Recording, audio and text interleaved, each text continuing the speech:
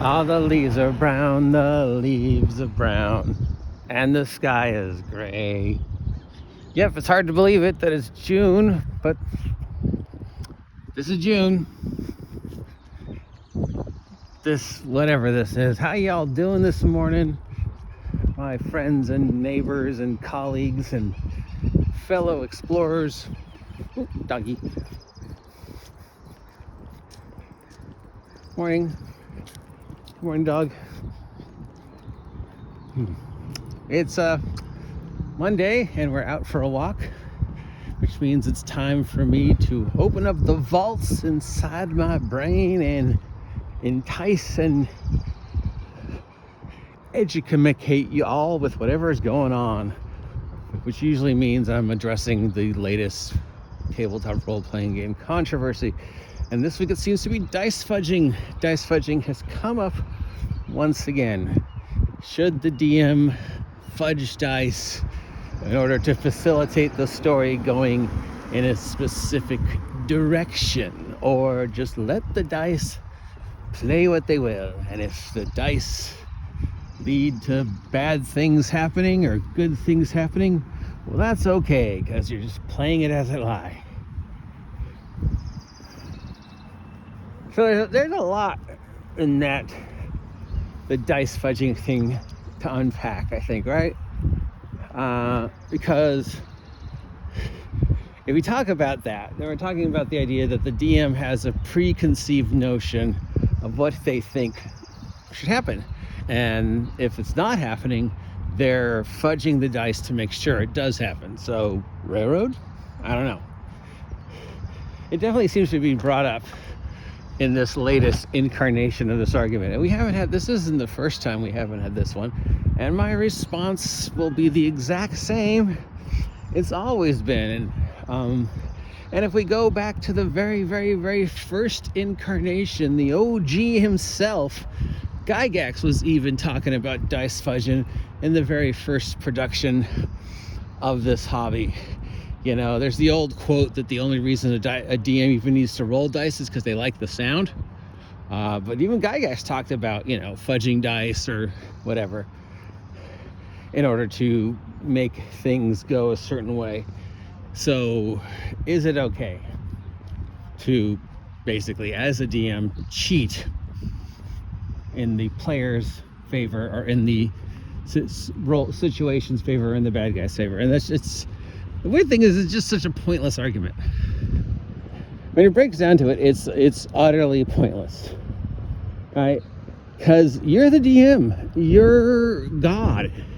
You are completely and 100% in charge with whatever goes on in the universe of your world that isn't directly being controlled by the players, right?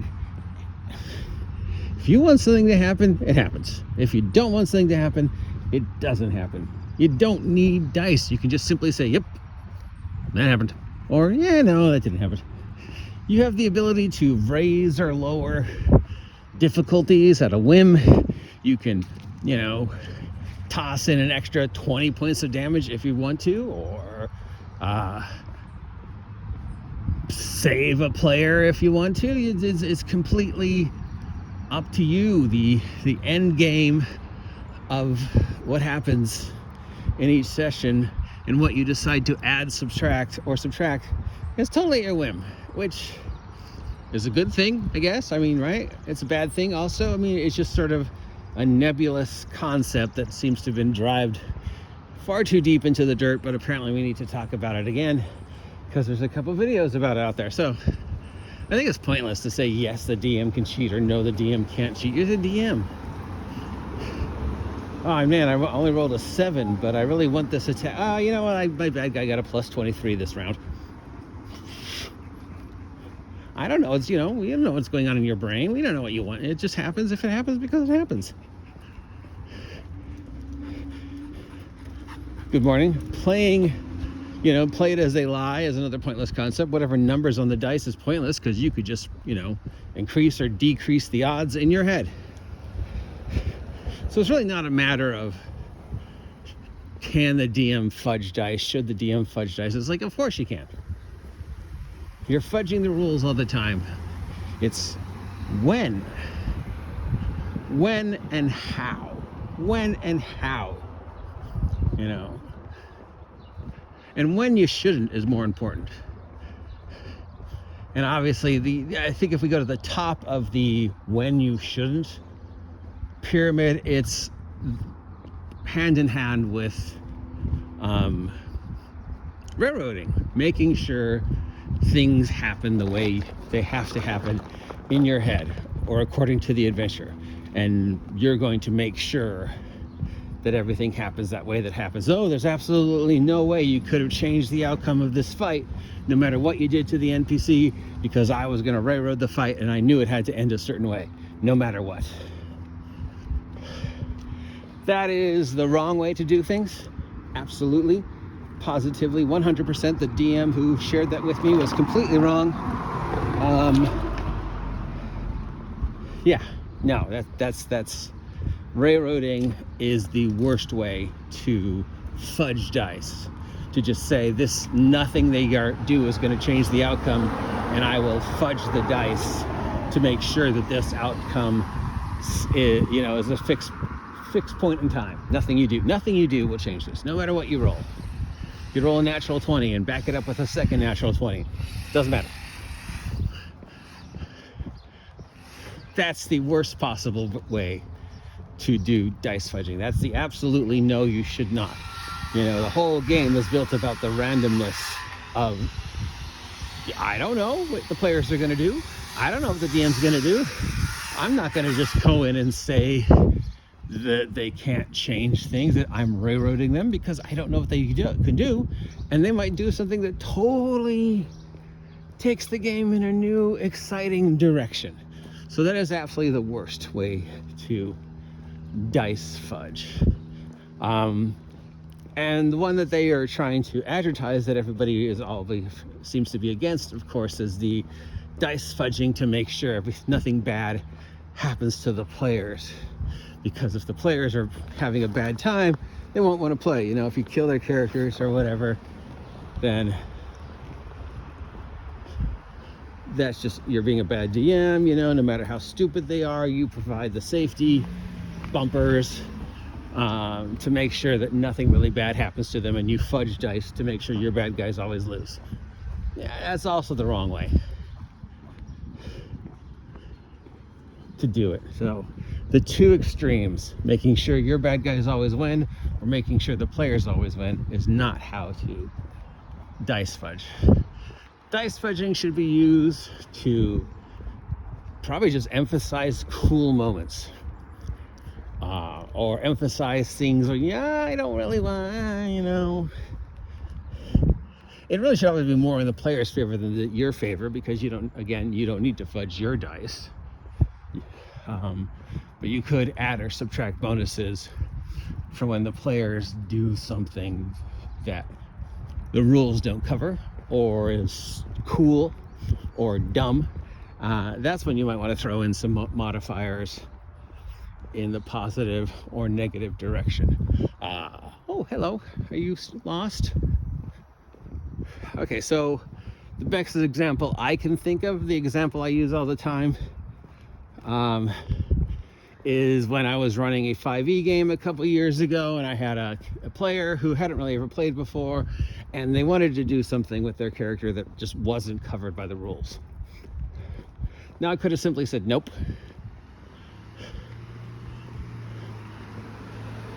But instead I said, sure, give it a try. And, in my mind, I was adding and subtracting bonuses to see whether they could succeed or fail. And I said, this bonus, this, then this, then this, and this. So that's how I fudged the dice, by adding or subtracting bonuses to the situation, because there was nothing that really covered the situation in the rules. But I didn't just want to say, no, you can't do that, because there's nothing in the game about that. You're breaking the matrix of the game.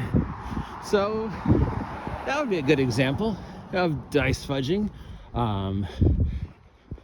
If they come up with a really strange, unique, out of the box plan to make something happen, if they take things in a bizarre direction that you're not prepared for, but you still think, hey, let's see what happens, then, you know, you could, again, behind the scenes, add or subtract numbers to either your dice rolls or their dice rolls, because whatever, you know.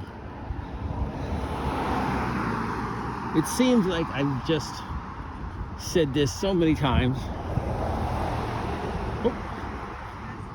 Oh no, I don't want to step on the sun. Oh, that's okay. What am I gonna do? Oh wait, that's Saturn. Okay, I'm okay. Yeah, we're good. Oh, it's really cold, Saturn. Oh man, it's so cold. I just walked across Saturn. So yeah, dice fudging. I don't have anything to say. It's just it's a pointless argument. So I'm just gonna close when I open, man. Look, dude, it's your game. I am not a fan of railroading, and I'm not a fan of safety tooling the game in either direction. I'm not a fan of dice fudging to make sure the bad guys win. I'm not a fan of dice fudging to make sure the players win. Those are both bad examples of dice fudging. The best dice fudging is to facilitate stuff the rules don't cover, or facilitate just moments of sheer awesome coolness or sheer awesome stupidness. You know, adding some extra flair on a natural 20, adding some extra flair on a natural 1, adding some extra flair because they come up with something cool or different or unique, or you want to see where the story is going, so you're like, I don't know, I'll give them an extra +5 to their rolls. You know, I'll give them advantage and disadvantage. 5e added the advantage and disadvantage rules simply to help in situations like that. Wow, that's a really cool idea. There's nothing in the rules that really cover it. I'm gonna give you advantage on the roll. There you go, dice fudging. Wow, that's a really dumb idea. There's nothing in the rules really cover it though, so I'm just gonna give you disadvantage on the roll, which means, you know, there's a chance, but not a great one, because it was dumb. Right? That's probably the best way to do it, but again, you know,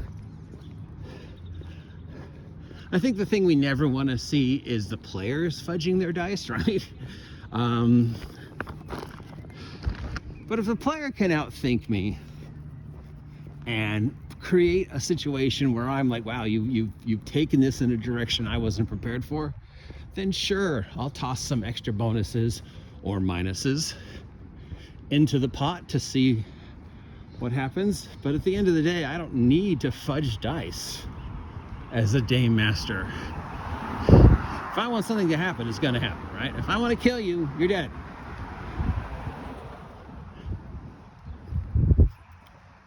Anyways, that's all I got.